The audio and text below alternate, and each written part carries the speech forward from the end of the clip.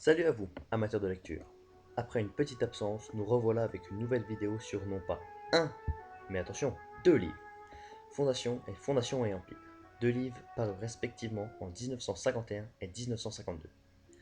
Ces livres, écrits par Isaac Asimov, connu pour iRobot, qui a inspiré le film avec Will Smith, mais aussi et surtout connu pour les trois lois de la robotique qu'il a énoncées et donc qui sont dans le film cité précédemment. Fondation étant le premier livre, commençons par lui. Un homme, Harry Seldon, le plus grand psychohistorien de l'Empire, résident de Trantor, la planète capitale, avec sa ville sous terre, va embaucher un homme, Gal Dornick, mathématicien de Provence. Ce dernier débarque pour la première fois sur Trantor, donc la ville capitale.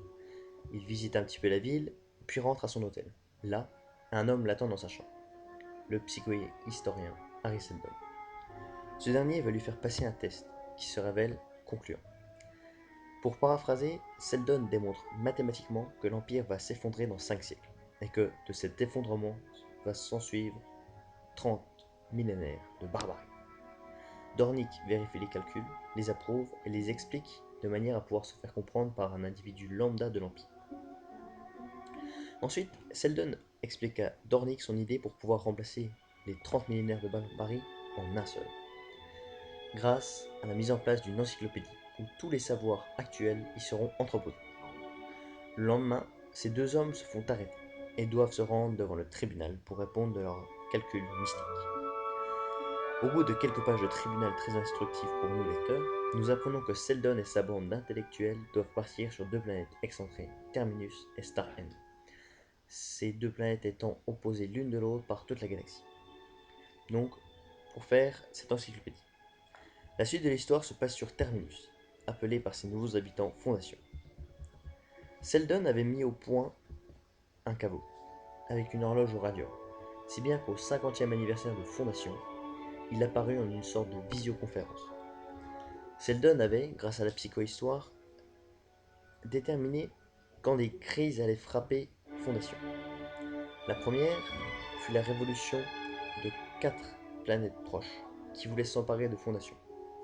Mais le maire de Fondation à cette époque, dont je tairai le nom pour vous laisser le suspense énorme du nom, empêcha cette crise d'en finir avec cette planète encyclopédique. Le premier livre, en fait, il va relater les 3 premières crises combattues vaillamment par les habitants de Terminus, et le second livre, les 2 suivantes. J'en dirai pas plus pour ne pas spoiler le livre. J'ai pas dit grand chose parce que c'est tout dans le détail en fait. Mais bon, j'espère quand même vous avoir donné envie de lire ces 2 livres et la suite bien sûr. Donc, de mon point de vue personnel, j'ai vraiment accroché, mais un truc de fou. Parce que j'ai adoré le fait de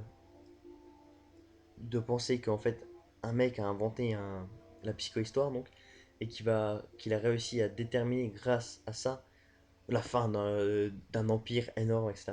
Donc j'ai vraiment accroché. Ce qui m'a gêné un petit peu au début, et ce qui va peut-être ou pas du tout vous gêner, c'est le fait qu'on parle pas en temps humain en fait. Donc on va pas s'accrocher à un personnage, mais on parle en temps de crise. C'est-à-dire on aura des bons dans le temps de 50 ans, 70 ans. Donc on s'accrochera à aucun personnage, mais en même temps à plein. Donc l'avantage c'est que dans le second livre, on a une grosse crise. Donc durant les 3 quarts du livre, on restera avec les mêmes personnages, etc. Donc là on pourra... Ceux qui ont été un peu frustrés au début n'y seront plus. C'est bon dans le temps, donc moi ils m'ont un petit peu dérangé au début, mais à force ça va bien. Parce que le problème c'est qu'on comprend à peine la psychologie d'un personnage que paf, on s'en fout, on passe 50 ans plus tard, etc. En parlant de psychologie, ce livre il nous montre vraiment la force qu'exerce cette dernière et le pacifisme aussi. Et ce livre en fait, psychologiquement et humainement, on apprend beaucoup de choses. Par exemple, il y a des gens donc de Terminus ou Fondation qui vont se dire bon c'est bon on n'a rien à faire, Harry Seldon a prévu le coup, il sait qu'on va réussir, hop hop on se laisse, on reste tranquille, pas de soucis, ça va le faire. Et donc c'est ça qui est super fort dans ce livre, c'est que malgré ça, des gens qui peuvent penser ça, etc., il y a des gens qui vont faire des petits trucs, mais qui dans 50 ans vont changer un peu la face de la crise, si je puis dire. Donc vraiment, lisez ce bouquin qui est super, super, super bien.